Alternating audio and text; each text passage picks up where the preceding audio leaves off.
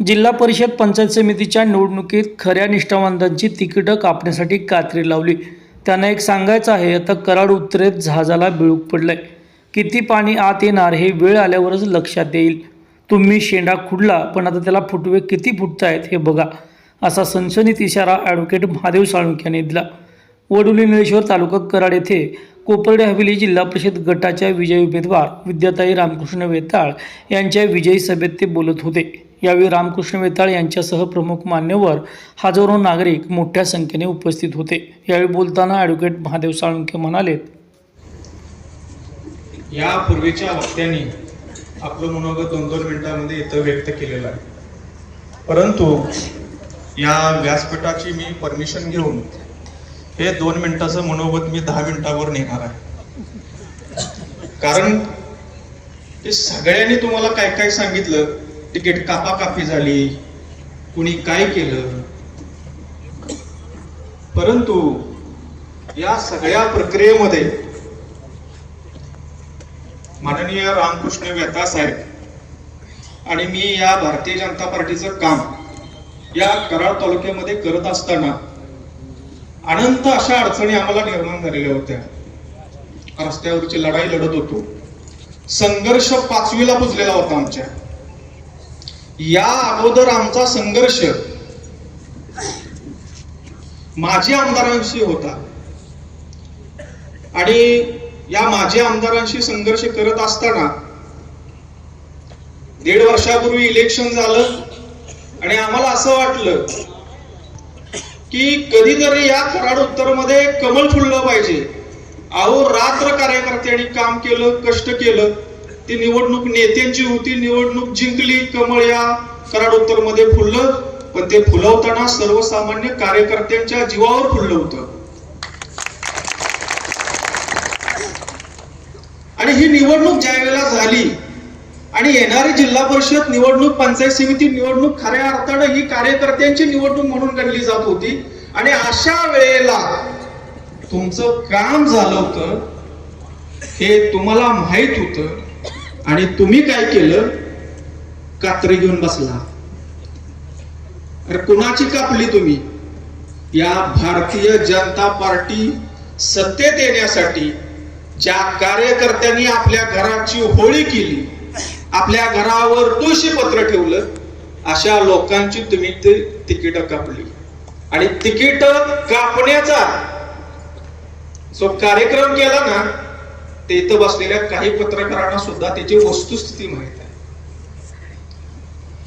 Doctor Shyamaprasad Mukherjee यांच्या नावातील श माहित नसणारा, डॉक्टर दीनदयाळ उपाध्याय यांच्या नावातील द माहित नसणार आहे, अशा लोकांना पार्टीत घेतलं आणि खरं संघर्ष, खरा निष्ठावंत कार्यकर्ता आहे याचं तिकीट कापलं आणि अशा लोकांना तिकीट दिलं.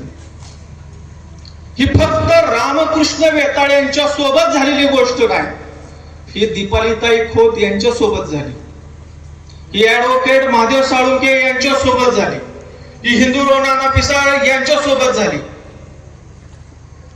या 5 जिल्हा परिषद मतदारसंघामध्ये ज्या निष्ठावंतांची तिकीट कापली गेली, ती कोण फार मोठ्या घरातली व्यक्ती नव्हती, ती सर्वसामान्य कुटुंबातली होती. परंतु खऱ्या अर्थानं या तालुक्यामध्ये, या जिल्ह्यामध्ये भारतीय जनता पार्टीचं कमळ फुलवून अहोरात्र काम करणारी ह्या व्यक्ती होत्या आणि जाणीवपूर्वक यांची तिकीट कापली गेली. का? याचं उत्तर ज्या वेळेला तुम्हाला द्यायची वेळ आली, त्यावेळेला तुम्ही काय सांगितलं की पार्टीचा सर्वे झाला, या सर्वे तुम्ही नव्हता. अरे तो सर्वे माझ्या या खिशातल्या मोबाईल मध्ये आहे. माझं खुलं आव्हान आहे, भारतीय जनता पार्टीचं काम 2010 सालापासून मी करत आलोय आणि सर्वे या माझ्या मोबाईल मध्ये आहे. मी खुलं आव्हान देतोय, कोणाला पाहिजे असेल तर ऑथेंटिकेट सर्वे मी देऊ शकतो.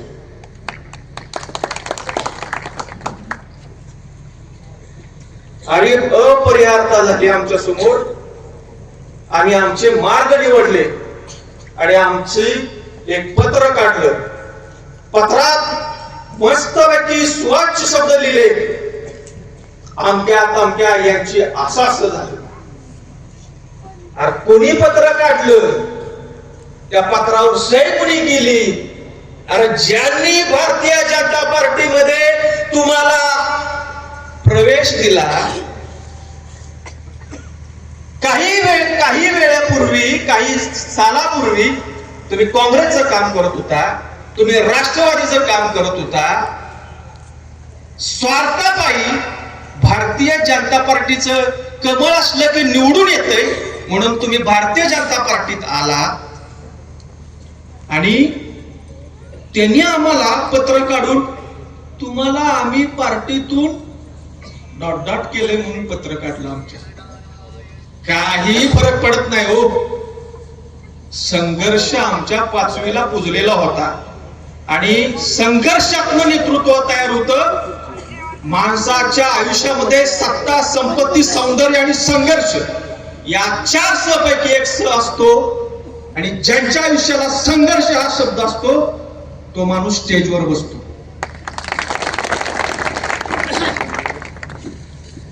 आपण जर बारकाईनं या निवडणुकीचं, जिल्हा परिषद निवडणुकीचं जर विश्लेषण जर तुम्ही बघितलं असेल, काही ज्येष्ठ पत्रकारांनी, काही पत्रकार बांधवांनी या जिल्हा परिषद निवडणुकीचं विश्लेषण केलं आहे. जरूर त्यांच्या युट्यूब चॅनलवर जाऊन बघा की जहाजाला बुडूक पडलेला आहे. किती पाणी जाईल किंवा किती आत येईल ही सांगू शकत नाही.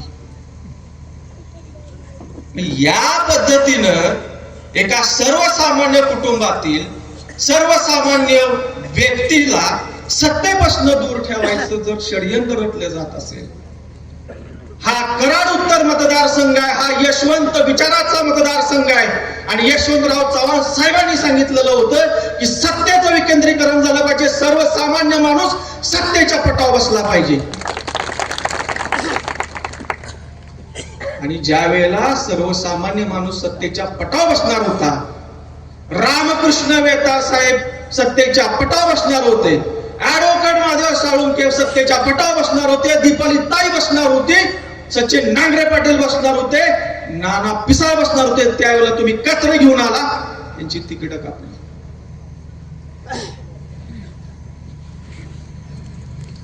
ह्या ज्या गोष्टी चाललेल्या आहेत ह्या तुम्ही मायबाप जनतेनं त्या जाणल्या आणि खऱ्या अर्थानं एक न्याय दिला आणि हा न्याय विद्याताई वेताळ यांच्या रूपाने या स्टेजवर दिसला.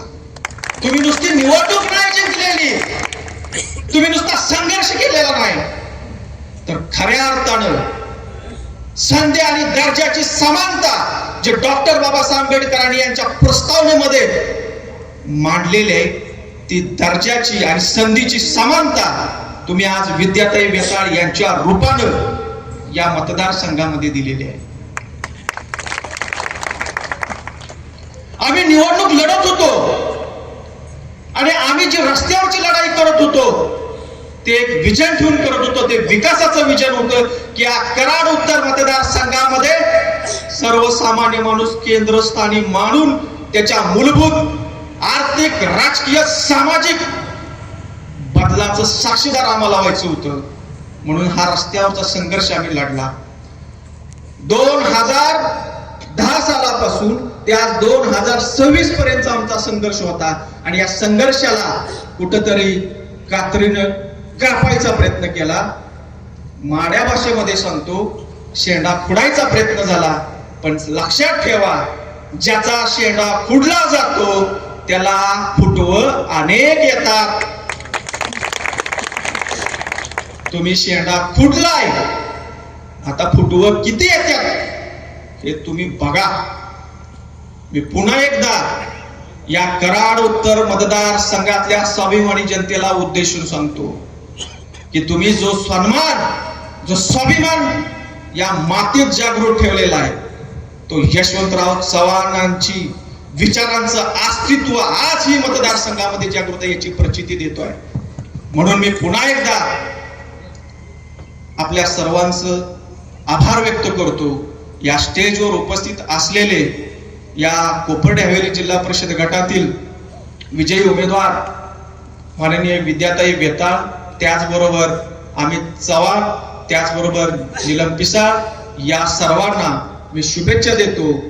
रामकृष्ण वेताळ साहेब भाऊ, मी तुम्हाला ग्वाही देतो की हा ऍडव्होकेट महादेव साळुंके हा नुसता नावाचा ऍडव्होकेट महादेव साळुंके नाही, तरी एक चालती बोलती संस्था आहे आणि ही कायम तुमच्या सदैव पाठीशी राहील. मी माझे हे 2 शब्द संपवतो. जय हिंद, जय महाराष्ट्र. धन्यवाद.